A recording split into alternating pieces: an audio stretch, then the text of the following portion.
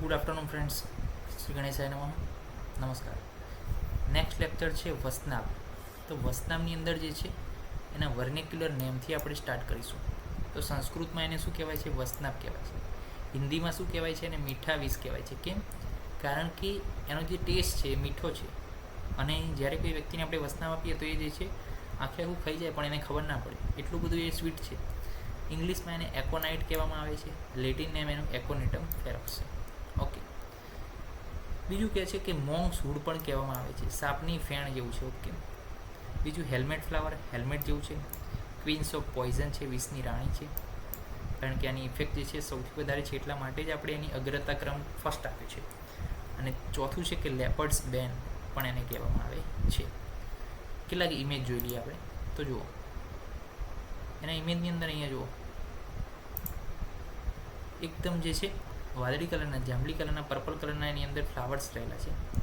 Plus અને મોંગ should, પછી જે છે સાપની ફેણ જેવું, હેલ્મેટ જેવું, એ બધું અલગ અલગ કહેવામાં આવે છે. એના ઇમેજીસ પરથી જ કહેવામાં આવે છે. આપણે જોઈએ તો તમે અહીંયા જોઈ શકો છો કે આપણે જે મોંગ સૂડની વાત કરી, કે જે સાપની ફેણ જેવું છે, અહીંયા તમે શેપ જોઈ શકો છો કે દરેકે દરેક અલગ અલગ સાપના મોંખ હોય એવું લાગે છે આપણને દૂરથી જોતા. તો એ પ્રકારનું એને મોંગ સૂડ પણ કહેવામાં આવે છે. બીજું છે, આની અંદર તમે જોઈ શકો છો કે હેલ્મેટ ટાઈપનું જે છે આમ ફૂલ જે છે આ રીતના નીચેની તરફ વિકાસ પામે છે, એટલે હેલ્મેટ ટાઈપનું જે છે કવરિંગ થાય છે, નંબર 1. અને નંબર 2, આ વચ્ચેનું જે ફૂલ દેખાય છે એની અંદર તમે જોઈ શકો છો સાપના જે છે ફેણ જેવું જે છે તમને જોવા મળે છે.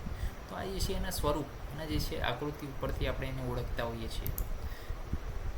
હવે વાત કરીએ એના ઇન્ટ્રોડક્શનની. તો રૂટ જે છે એના બ્રાઉનિશ છે, કોનિકલ છે, આગ છે, shrivelled with the longitudinal risk છે. Okay. Length 5 to 10 centimetre, thickness 1.5 to 2 centimetre. Taste of root કેવો છે? સ્વીટ છે. આવી જો, એટલા માટે એને કેવું કહેવામાં આવે છે? મીઠાવીસ કહેવામાં આવે છે. તો આની અંદર બીજું કંઈ યાદ ના રહે ઇન્ટ્રોડક્શનમાં, તો ખાલી આ તો યાદ રાખજો જ. However turns to red colour on exposure to air. Okay. શેની વાત હતી? So very cut in to white.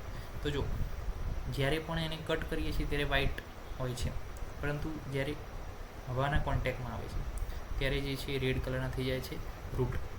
તો આ રૂટ વિશે વાત હતી, કે રૂટ વિશેની વાત આપણે યાદ રાખવી પડે આની અંદર, કારણ કે એનું વિષ ક્યાં છે? એના રૂટમાં છે. મીઠા વિષ કેમ કહે છે?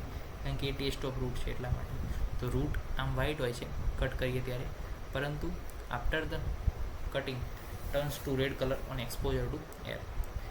કલેક્શનની વાત કરીએ તો સબ હિમાલયન રેન્જમાં થાય છે. ઓલ ધ સ્પીસીસ જે છે પોઈઝનસ છે. એકોનિટમ હેટ્રોફાઇલમ પણ છે, અતિવિશા નામનું એનું નામ છે. ઓકે. એ પણ જે છે એ એક જ એવી વસ્તુ છે, એક્સેપ્ટ લખ્યું છે. આ જે છે એકોનિટમની દરેકે દરેક જાતિ પોઈઝનસ છે. ખાલી એકોનિટમ હેટ્રોફાઇલમ કે જે અતિવિશાના નામથી ઓળખાય છે એ એક જ શું છે? ઔષધિ છે, એ વિષ નથી. ક્લાસિફિકેશન અને આગળની વસ્તુ આપણે વિગતવાર નેક્સ્ટ લેક્ચરમાં જોઈશું. ત્યાં સુધી રજા આપશો. જય હિન્દ, જય ભારત, જય આયુર્વેદ, જય ધન્વંતરી. નમસ્કાર.